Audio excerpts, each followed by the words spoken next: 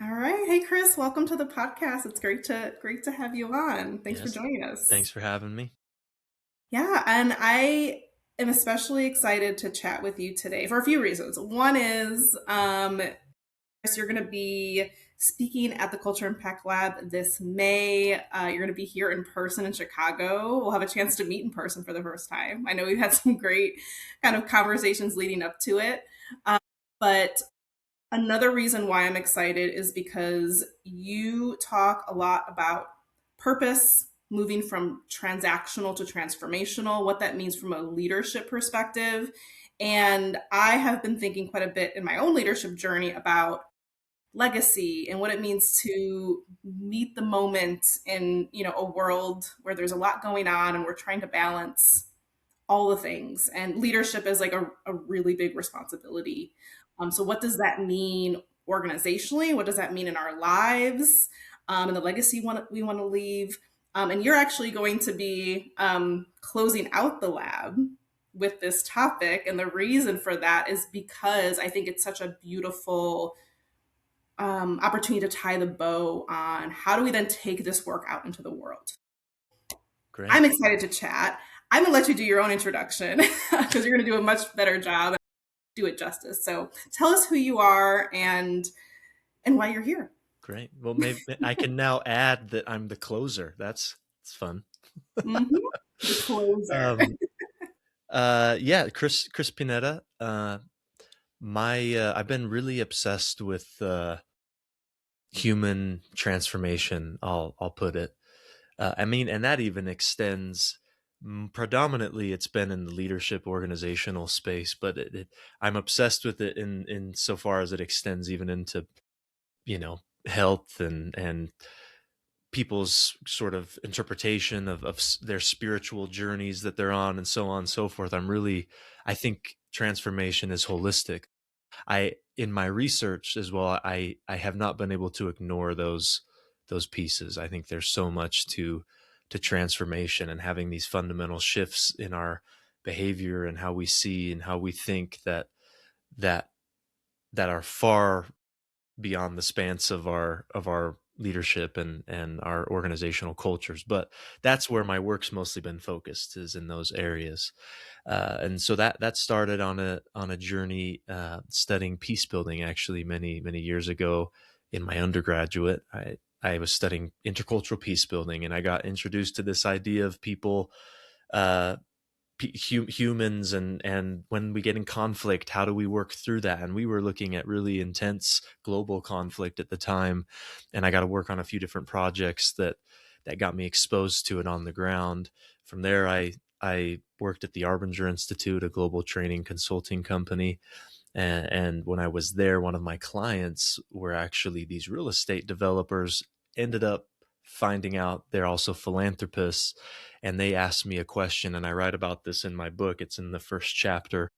I sat knee to knee with father and son, and I was sitting with the father. He's about 80 years old now, and he asked me. He said, "If you could create transformation in our community, what would you do?" And I responded with a short, brief plan of like, this is where I would start. It was a big question, and I tried to take it as seriously as I could. And he said, "Let's get to work. I'll write the check. You do the work." So that really transformed my life for about a decade, and that's where at the time I finished before there I finished my master's degree in conflict negotiation and resolution, and then I started doing this work with this gentleman and his community, working with leaders from across all sectors. And what started out as kind of throwing spaghetti on the wall and seeing what sticks, turned into a really formal approach, which then became Groundwork Leadership Institute. And that's where it was sort of the laboratory of my research and my dissertation. I ended up going back, getting my PhD, and that's where these 7 conditions came from that my book is about. And did that for several years, worked with a lot of leaders, a lot of different organizations, all working on culture transformation and change, and worked with a couple of other foundations. And then this was a really important mark over the last just a couple of years. I decided, I got this research, we figured all these things out. Is this just pretend like was this just by chance, you know. I got to make sure that this is applicable, you know, in other environments where it's not philanthropic and it's not Mm, sort of this pinch myself moments. I felt like that all the time, like I got to pinch myself and make sure this is reality.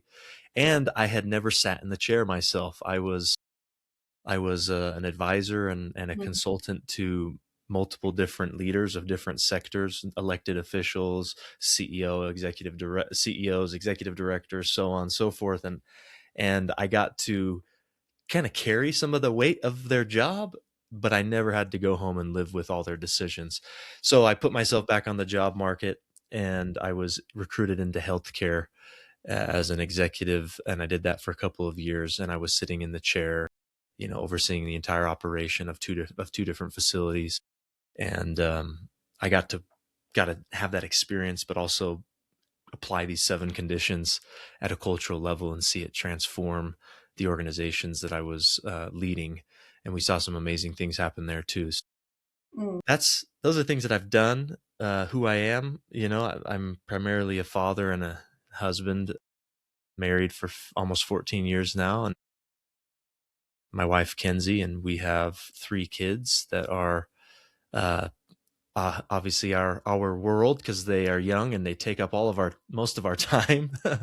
11, 9, and 5. So um, that is really important to me as well. So I'm mostly dad. That's probably who I mm. am most of the time, is dad. But that's me. So Love yeah, that. thanks for Yeah, asking. and you've touched on a few different spheres of influence, I think, and this is what I'm especially curious about because when you talk about leadership transformation, these things can be buzzwords, right? And I think sometimes leadership, in particular within organizations, people are thinking about like a hierarchy, an org chart, like someone with authority and power. And I think what you're talking about is much more based on the human condition and what it means to lead as a mentality, as a life purpose. So tell us a little bit more about that. And then I think it goes right into your introduction because you talked about yourself being a dad and a husband and a scholar and someone who worked in healthcare.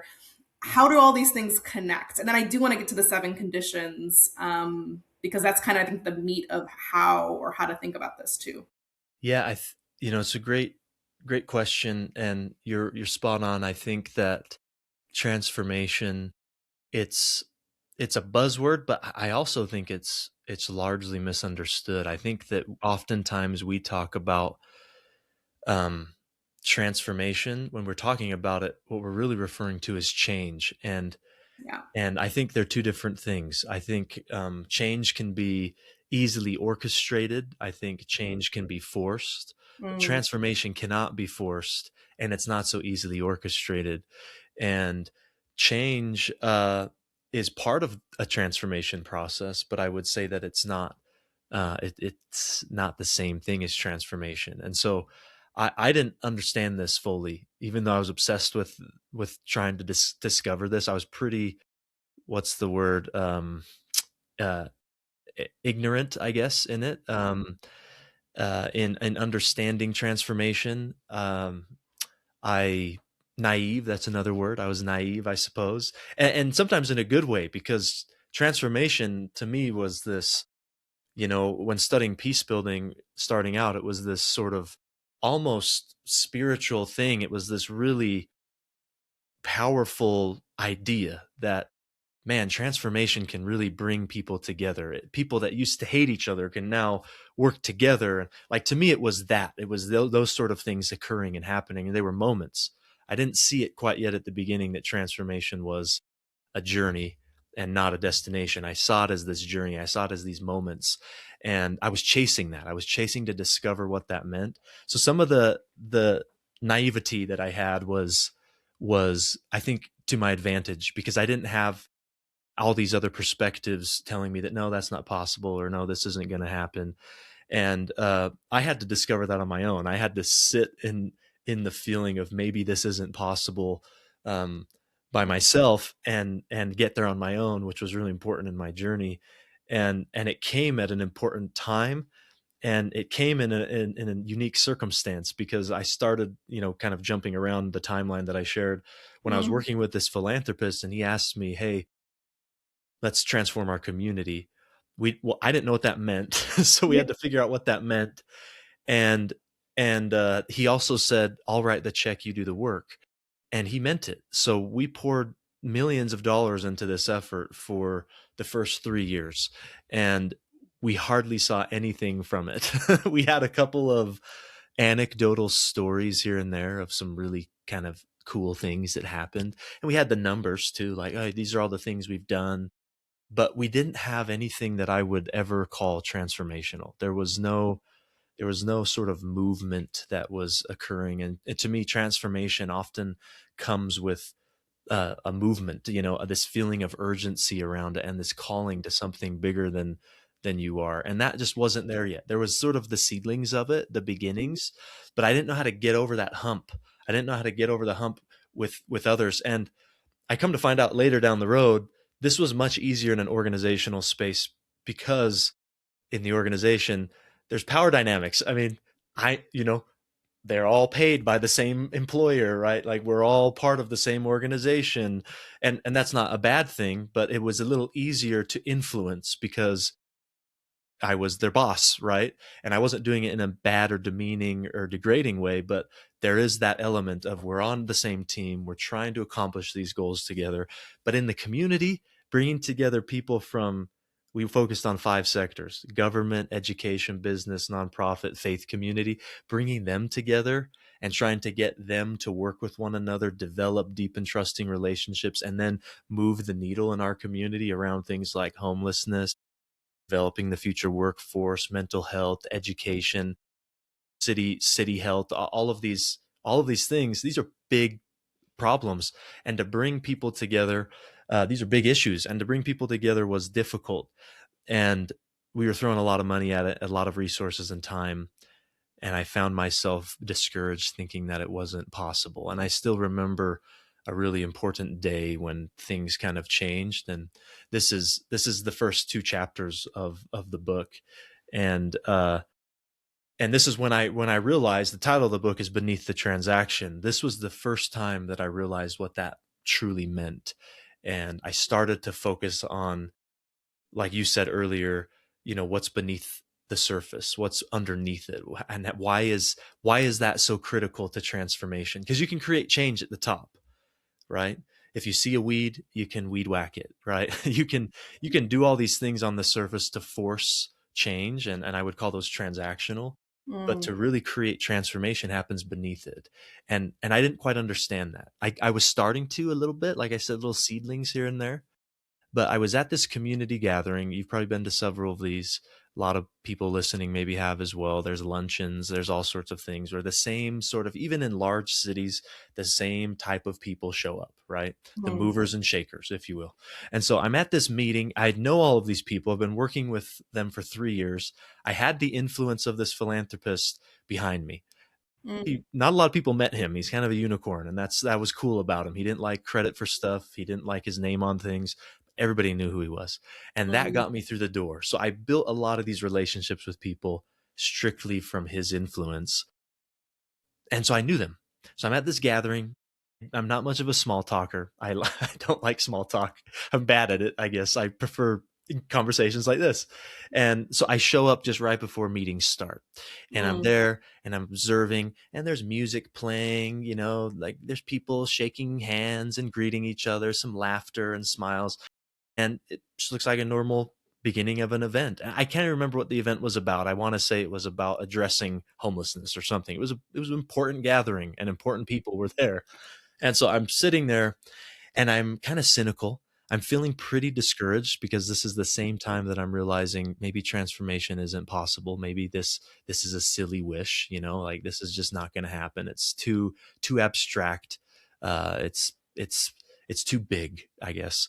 And I'm sitting there, I'm judging everybody too. I'm very judgmental because I'm looking at all these people and I know them, and I'm thinking, they don't mean this. Look at that. Those 2 people I know actually don't like each other, and they're shaking hands and Mm. loving on each other like they're best friends. But they've told me separately how much they dislike each other. Like I'm seeing that occur, like that. I know that person. I know how uncomfortable they are. They're like me. They don't like small talk either. Like they're faking it. They're faking the whole way through. And I'm just judging everyone, thinking nobody means what they're doing. All these out surface behaviors that they're deploying are just a show. And they say the right things. They go through all the motions. We'll talk about all these nice things, but then everybody goes their separate way. And that was my lived experience. I had sat through meetings like this countless times. So I was judgmental, but I did have some evidence to say this goes nowhere. Why are we doing this? You know, Mm. and on top of that, I'm thinking transformation isn't possible. Like maybe it's just a silly wish. This isn't going to work. So that's where I was. And across the room, as I'm thinking all of these things, I see this leader, and he starts walking his way towards me. He makes eye contact with me, and he's walking to me, and he doesn't know this, but I don't like him.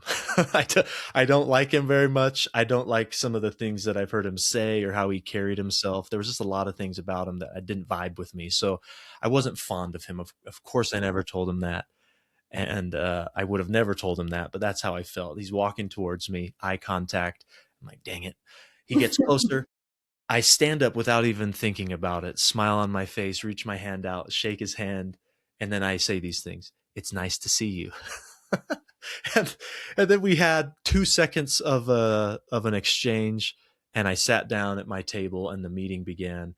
And as I was sitting there, I could not hide from my own guilt at this point. I could see clearly that I was part of the problem. That was the first thing that I realized was, wow, I just did the same thing I've been sitting here for 10 minutes judging people on. I did it. I was guilty of it. So that was this sort of awakening. I felt like this big, and I realized that here I am. I'm probably worse than them because I'm proclaiming and preaching transformation, and I'm the transformation guy in the community, and I can't even have an interaction that's deeper than a transaction with somebody. Mm. And so I felt so guilty of that. And then something else hit me that was even more impactful, and has influenced me the most since, which was, if we expect transformational outcomes, whatever those might be, and you could think in an organization, in your community, in your family, in your relationship. For us, it was our community. If we Mm. expect these transformational type of outcomes, then Mhm. we will never accomplish them if our interactions are transactional. And I just saw this disconnect, that we will always be chasing something that we're never at the same playing field to achieve. Transactions is never going to get us to this big transformational goal. And even down to how we interact and how we greet each other. And I focused on the greeting. I focused on the handshake. Like I saw dozens. I mean, you've shaken hands with hundreds, thousands of people. You've seen it. So have I. We never remember them. They're very transactional, Mm. and we don't even think about it. I didn't think about it that day. I just did it. And so I focused on that. I'm like, is this the core of the problem? There's more to it than this, but I was trying to simplify it in my brain at the time. It's a symbol, right? It's kind Yeah, of a symbol. Yeah. exactly. So I thought, and then I'll finish this story, and then I want to let you respond. Sorry. You go. This is uh, And so I zero in on this handshake, and I'm thinking it's so transactional. Nobody means it. Like, I saw multiple people today shake hands with people that told me they don't like, but they did it and acted like they were best friends. Like, it's a transactional gesture. I thought, how would this change? And then you said earlier too, in the introduction, you talked about legacy. That's what you've really been thinking about. And that hit me in this moment. And in the Asia Pacific islands, a lot of my book and what I speak on and the work that I do integrates indigenous culture. My daddy's from the Philippines, and I have obviously a long line of ancestry in the Asia Pacific diaspora. So as an adult, I've become really obsessed with these cultures, and fortunate enough to have studied some enough to be proficient in knowing their basic culture and customs and so on. I'm by no means an expert, but uh, I thought, in the islands, we don't shake hands. It's a lot of hugs and kissing on the cheek. And then I thought of an even older gesture. And I was first introduced to it actually by my Maori friends, which are my Maoris are from New Zealand, and it's called hongi, hongi, hongi. And it's a gesture when you place your forehead and your nose to another. You close your eyes, you take a deep and intentional breath with them. It basically means to share the breath of life. And in Hawaii, it's called honi. In Samoa, it's called fe'asogi. In the Philippines, later, I actually found out indigenously they practiced the same thing, and it was called ongo. It's not as predominant modernly as it was indigenously. Colonization kind of messed with some of that stuff, but it's still practiced in some areas. And it's called ongo, UNGGNO. And so I thought of this gesture, and I thought just for a second, like I would never do this in this environment because it's not culturally acceptable. But I thought, what if I did? Because I've done this gesture in multiple moments with family and friends in very appropriate settings.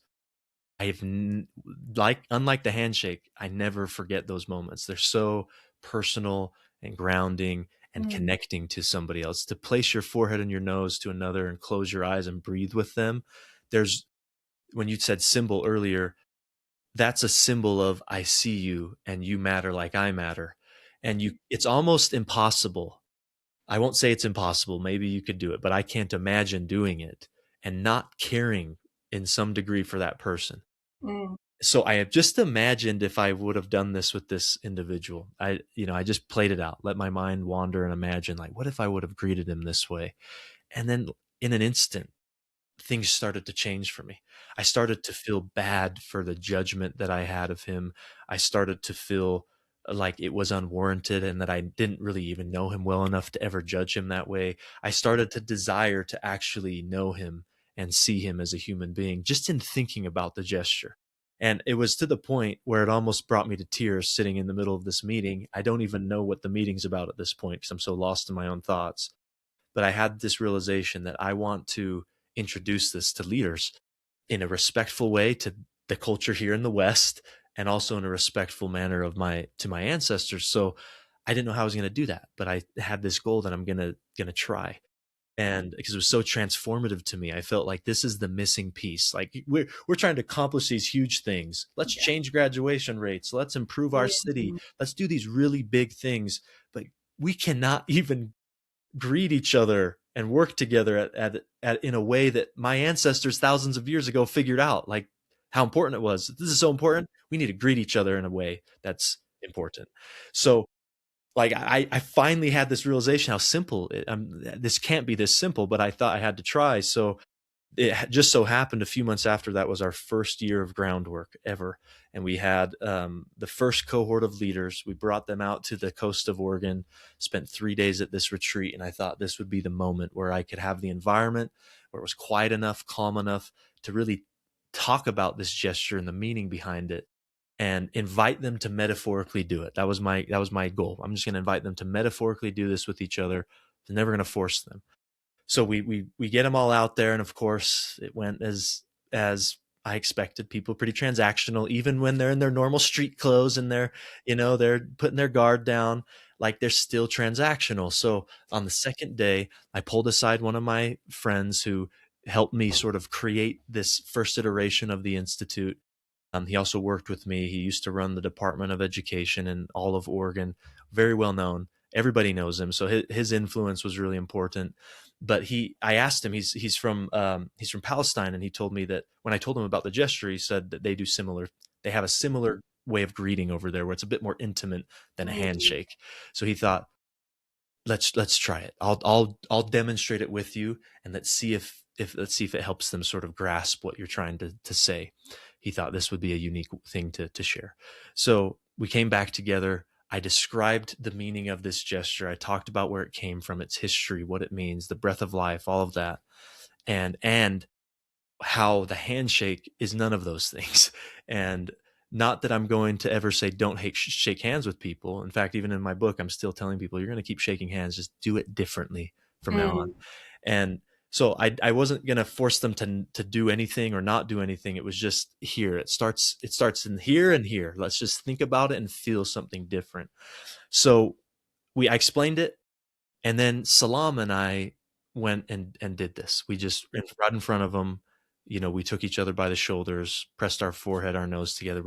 We shared this breath, and I have done this, like I said, multiple times with family and friends. It's always powerful, but something about the intentionality behind this moment on the coast at a retreat with these people, with all this energy and weight that we were all carrying, it was so powerful. I mean, Salam, I've never seen emotional. He's a very stoic man. Never seen him emotional except for that day. We pulled away. Salam has tears coming down his cheeks, and he says, "Chris, I know you have a lot to say about this, but let me talk to these people." He says that in front of them, and he turns to them and he says, "I don't know how else to express this to all of you, but I feel something I've never felt before. That was powerful. I feel responsible for Chris in a way that I did not feel responsible for him just 2 seconds ago." He says, I feel the way about him the way I do even about my own kids." And not a dry eyes in the room. I mean, everybody could feel this moment. Yeah. And then one of the nonprofit leaders, former attorney, she raises her hand and she says, "Chris, would it be okay and respectful if we did this with each other? Like, could we try this?" And I was blown away that she even asked. I'm like, Yeah. "Really?" I said, "Yes, Mhm. absolutely." And then I watched one by one as these leaders stood up and shared the breath of life with each other. And that room, gosh, it was like we sort of transcended reality for a minute. Uh, and one of the highlights of my life and my career to see that happen, and the bond that it created with one another, and that carried through the whole year, and the things that they were able to accomplish before, where before for 3 years throwing millions of dollars at this could not find one transformational outcome, they started to flood in, and then every year we would repeat the same thing. I never forced people to do it, but I would always start our year off with sharing that gesture with people to set the tone and metaphorically invite people, and I started to see how this changed everything. And the reason why I talked about legacy, and I'll end with this. When you said that, I love that, because it nothing was changing for me until I started to think about, in the Philippines, the word for legacy and lineage is, it's basically the same word, and it's pamana, Pamana, pamana. And and in the islands, lineage and where you come from is everything. When you hear a Polynesian or somebody from the islands introduce themselves, they don't just say, "Hey, I'm Chris." They say, "I'm Chris, son of boom, boom, boom, grandson of boom, boom, boom." And they'll go back as many generations as they can, because who they are and the power that they have, which is called mana in the islands, comes from where you come from. It comes from your lineage, and that doesn't end with you. After is your legacy, and you're like a link in a chain. So the what was so crazy to me looking back and simple was that the answer wasn't behind millions of dollars or behind some groundbreaking research. The catalyst that started transformation for us was me leaning into my own pamana, my own legacy, my own lineage, my own legacy, and what was personal to me, and finding a way to share that in a respectful way with people around me. And it so happened to be the breath of life, and and that catalyzed all of this change. So it turned from something that was, like you said, a buzzword, maybe a Mhm. little cliche, Mhm. like, "Oh, that would be nice," to Mhm. a real visceral thing, and that Mhm. moment in time that catalyzed everything. Um, so I was sort of woken up in that moment to the reality that this is possible, and people can come together, communities can come together, organizations can come together, and transformation as a journey can begin. And I really believe that now. You would have talked to me 10 years ago, I would have wanted to believe in it and said that I thought it was possible, but now I've just seen so much evidence that it's just a matter of if people are willing to do it, the choice to Mhm. to do it. That's what it comes down to. Do they believe in it enough that they're going to orient their thoughts and their values and their behaviors and actions to starting that journey, and then it happens. So I just rambled for minutes here, Angela. I'm so sorry. So No. I'm gonna be First of all, do stop. not be sorry. It's all just first of all, it's your story and how you got to this place of um, teaching this, helping organizations, helping communities do this work. I just want to, in my words, kind of talk a little bit about like what I heard because I'm metabolizing what you just said. And the first thing is, I come from a world. I worked. My background's in organizational psychology, so you and I have a similar background in that we've learned about like the theories and the concepts and the science, but also this idea of systems thinking. And I think both of us have also gone down this path of like the human condition and what it means from a change perspective. It's a little bit different than someone who's like learned ADKAR, right? Which is like a change management methodology. And they're like, it's a process, it's linear. One of the things that really stands out to me is the idea of emergence in transformation, right? Like for me, the difference between change management and transformation is this idea or this acceptance that a lot of it is emergent, meaning it's something you can't necessarily plan for. You have to see the signals as they come. It's an art and a science where you have to have the emotional intelligence to identify the movement that's happening. You have to understand psychology enough to know in what direction it's going in, and you have to tap into almost, I would maybe call it spiritual, right? I would call it spiritual, but it is this kind of human condition of how humans learn and operate and connect to one another. And there is this, kind of energy flow between us. And that is, some may call that woo woo, but it is a really important part of the work that we do when we talk about emergence. It isn't woo woo. There is a science and there is logic behind it because we are humans and there's linear pieces to how we operate and how the brain works, but also there's emergence that happens and signals. And it's not just from an individual, but it's also multiply that by hundreds, thousands, millions, billions, even when we talk about like world impact. So that's the one piece, which is emergence and where there's a place for that in organizations. And that's really tough because we have built the workplace and organizations in particular on widgets and assembly lines and machinery. And then humans come into play, and we have knowledge workers now, and we're trying to use the same operating system that just doesn't work anymore. So, emergence is a huge theme, I think, is what you're talking about. And the other piece is the fact that you have to build in the actual human condition when it comes to change. A process isn't enough. Following a model and templates is not enough. You're talking about something much deeper. So that's just what I kind of metabolized from, that amazing story, which it's so interesting to see how you took this very real work and then also your own kind of research, right? Because you have a PhD, you've gone through the education when it comes to this, but there is a piece around rituals and symbolism and things that are very specific to the human condition and how we operate. Yeah. There, I like what you said about emergence, and especially when you said there is something real that most people would maybe call it something spiritual or what have you, this energy between people.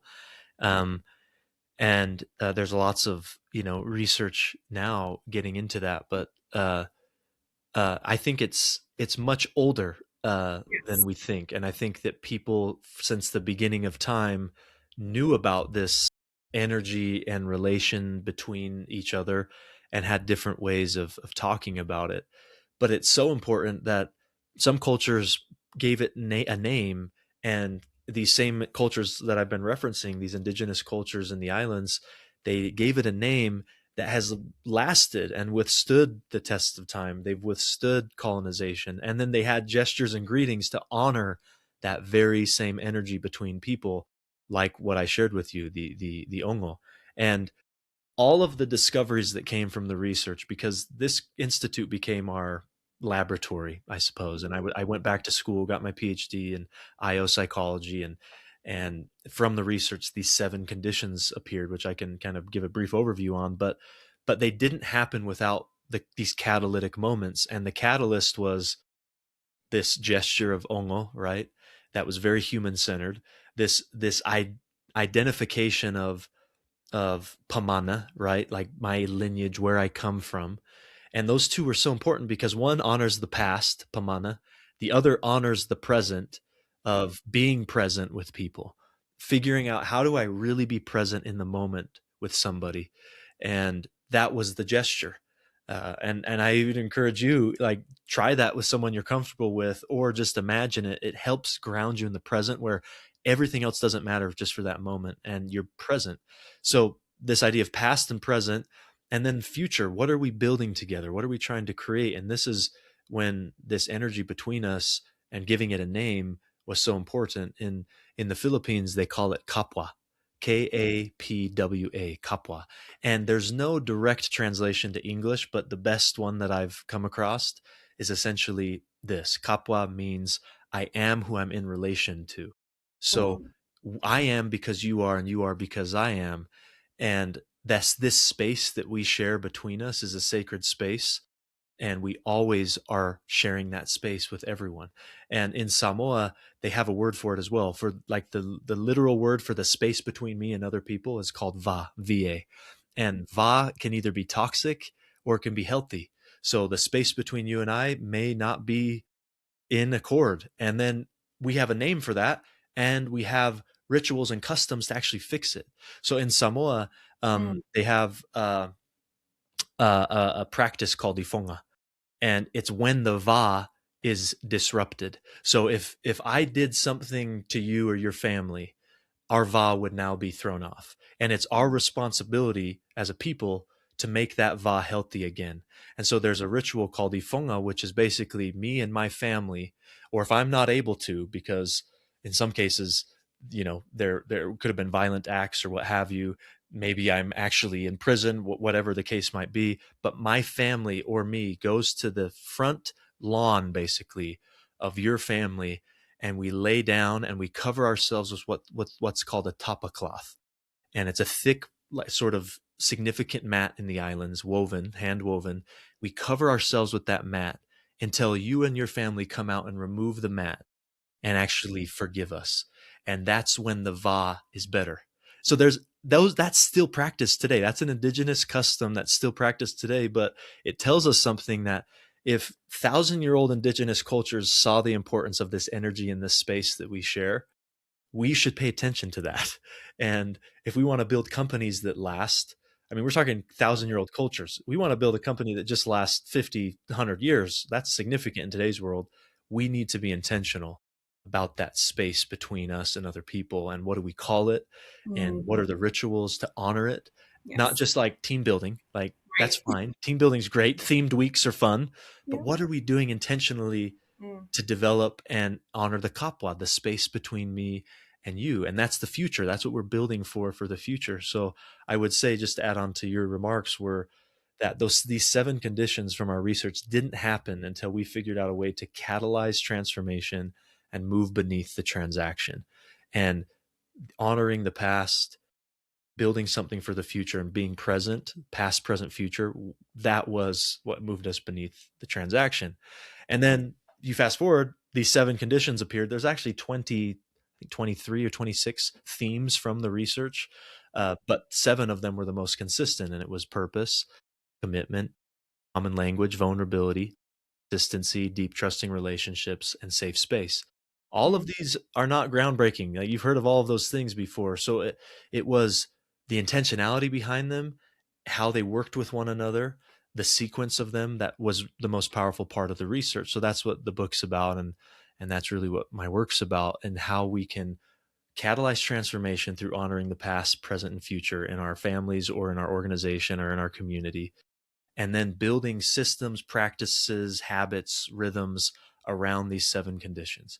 And I do believe that you can build rhythms habits, systems, process around these seven conditions that aren't going to force transformation, but they're going to create, and the reason why we call them conditions is they're going to create an environment or the right condition to where transformation now becomes possible.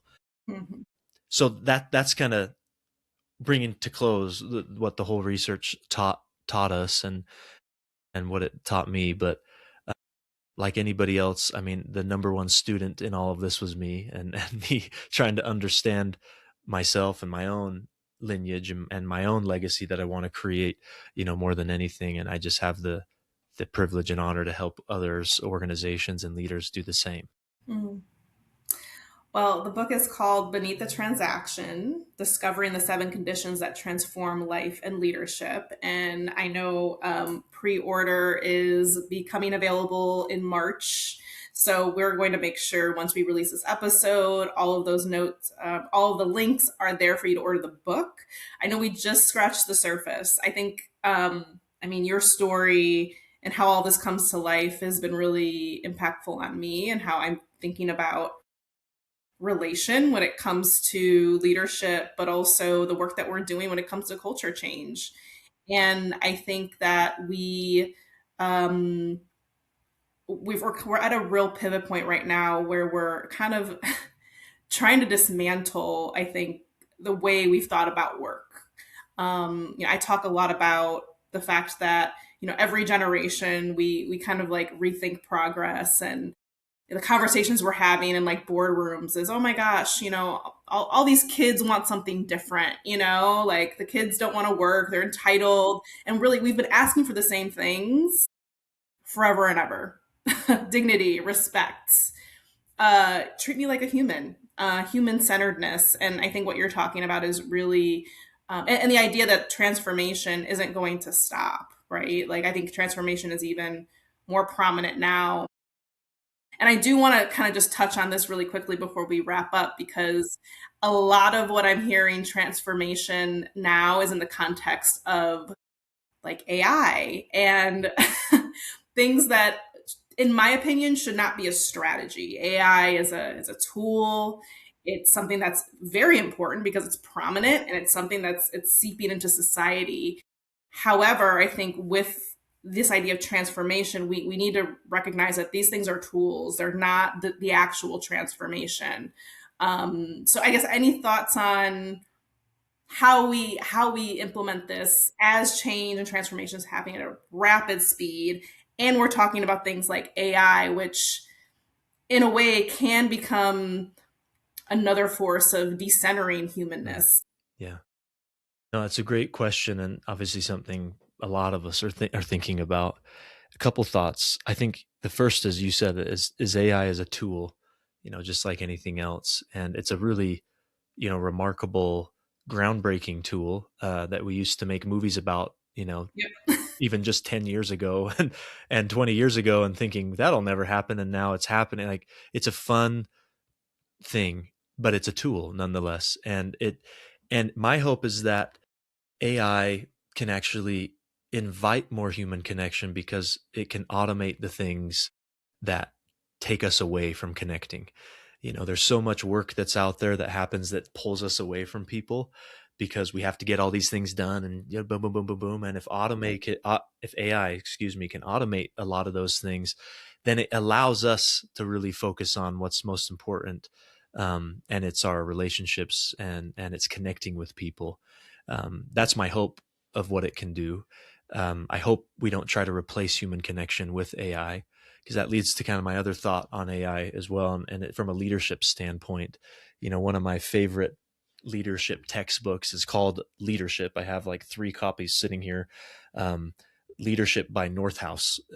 It basically covers the whole scope of the research on leadership, Mhm. dating back to, you know, how leadership was seen a long, long time ago to now to now. And I think that that's an important lens to have because, a couple hundred years ago and thousands of years ago, those that led were typically we call it in tribal culture, you call it the strong man, right? Like whoever was the biggest, strongest, fastest could protect your tribe, Mm. that's who you typically would follow. And And then the Industrial Revolution happens, and all of a sudden, the not the biggest, strongest person, but the smartest person in the room that could develop a new way of, creating this or doing that, or, you know, all the things for survival, Mm, they rose to the top as the leaders, right? mm, But now we have machines and AI that's smarter than us, mm, stronger than us, faster than us. They can create things faster than we can. And so where does that leave the leaders?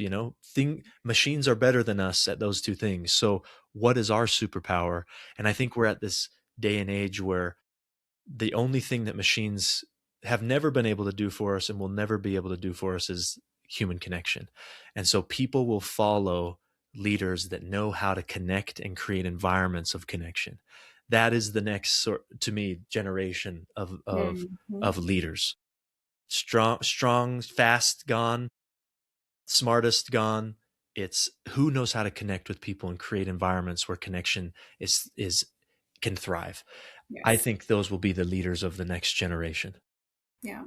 There's another book just to throw out there, another resource that I read. I've got to reread because I just think it's so key to what you just said. It's called Survival of the Kindest, and it debunks does it debunk? I mean, there was a place for survival of the fittest, to your point, and now it's kind of going into, like, even with Darwinism, there was still an element of, like, the relational element and how that contributes to survival, and how important it is even in modern day, obviously even more important in modern day given what you just mentioned. So I could chat with you all day Well, and even in the cultures I was referencing, yeah. my own ancestry, Hmm. thousands of years ago, they had to survive in their tribes, and I'm sure that strength and, ingenuity and all of those things were important, but they still understood the importance of human connection. And and so they came up with customs and rituals and words to actually put to how important these things were for their survival. It's like, if we want to survive, we need to know how to connect as a species, and preserve our culture, because that's what's going to carry on, and that's what's carried on over thousands of years. Those Hmm. are the most important things that we talk about from our cultures, are these fundamental elements of connection and the human existence and experience. So I think there's a lot to that. So I hope that we can lean into those things more, and find ways that AI can help with that, not be a distraction to it.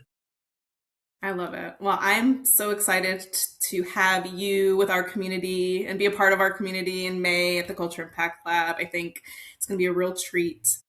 And just to kind of close out, where can people find you if they want to get in contact, they want to, hire you to speak or to contribute to their organization or their community? Yeah, Chris Pineda, .me website. You can kind of find things directly about me there, or groundworkleadership.org. You'll get to the same pieces of information. So groundwork leadership, all one thing .org. Chris Pineda, Pineda .me. Um, those are probably the best ways. We have, socials at Transform with Chris is one. I don't have a huge following, so if you join, great. I'll give you some love.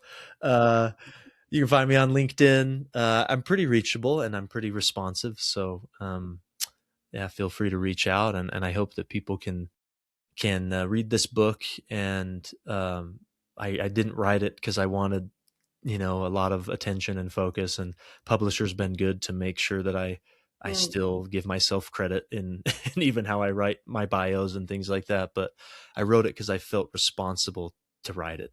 I had this gift of resources and time from a philanthropist to discover all of these things, and I felt as though I have to share that with as many people as possible. I feel a responsibility to do it. So um, yeah, that's how you can find me, and I'd love to work with anyone, and connect and collaborate and have these sort of conversations. It's my kind of people. So Amazing. Well, again, the book is called Beneath the Transaction, Discovering the Seven Conditions That Transform Life and Leadership.